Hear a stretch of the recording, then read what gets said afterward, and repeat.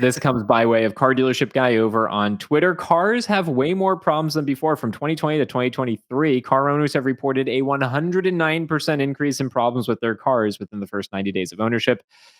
And here's the chart, Dad. You can see the number of problems with new cars has just gone up. Like there's no other way to describe what's happening.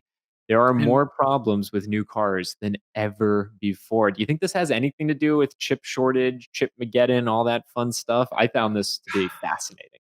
well, I think anything that was produced um, during COVID, when they had trouble um, having a full line of workers because of COVID, yeah, I think there were probably some manufacturing issues, but I think probably the majority of the issues would either be technology issues or software issues.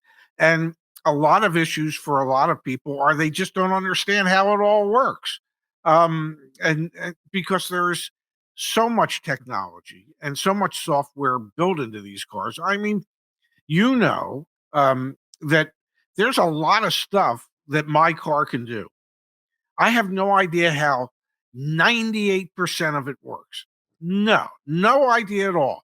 I don't need to know because I am only comfortable using the stuff that I use that I'm comfortable with.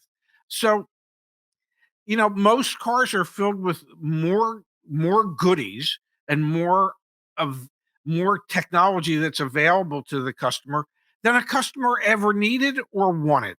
And I think that leads to seeing more issues with vehicles. I think That's you could just be my onto something opinion. there.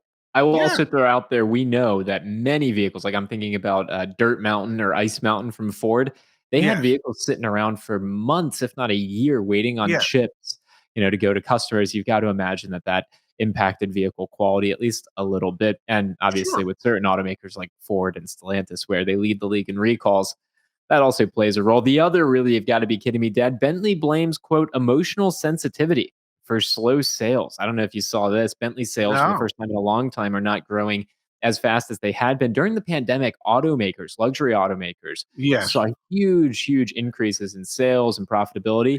And now, Dad, because of, quote, emotional sensitivity, Bentley's yeah. finally starting to slow down. Oh my god. Yeah, I know that's the reason I haven't looked at one. Um, Exactly. That. I yeah, thank you. I was trying to get you to yeah. confess that on the You know, show. there are times that I feel guilty when I buy a watch, and and and then I thought to myself, would it be okay to let people know that I could actually buy a Bentley? And I just thought that I'm too insecure, and emotionally I wouldn't be able to handle um, whatever negative feedback I. So yes, emotional I, insensitivity has prevented me from getting that Bentley that I've never ever wanted.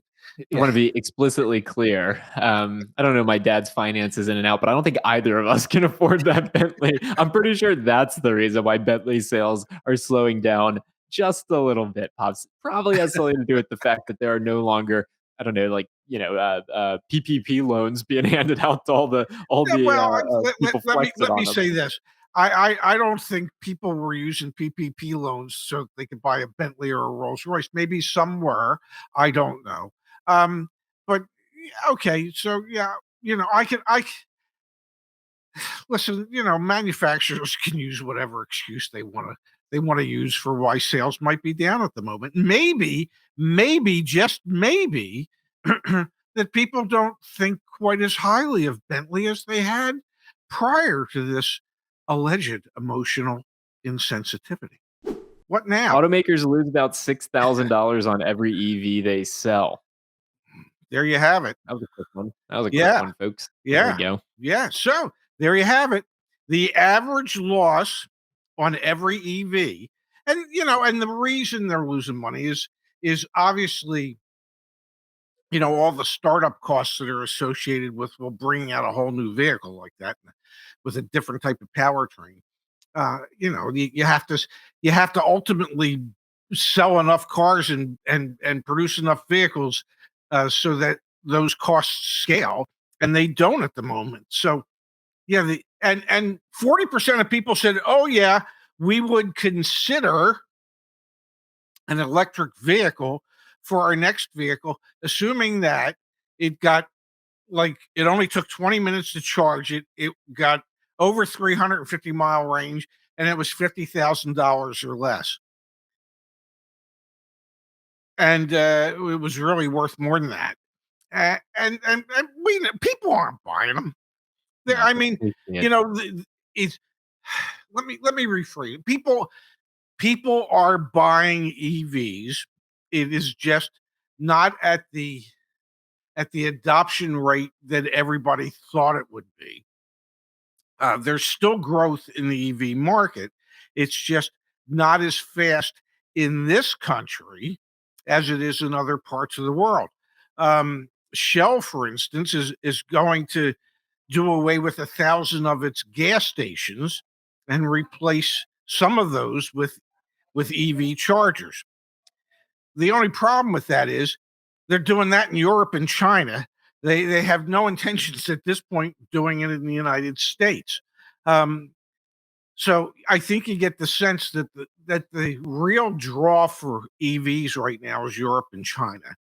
Definitely. There's still a growing percentage of people that are entertaining EVs in this country, but not at the same pace as in China and Europe.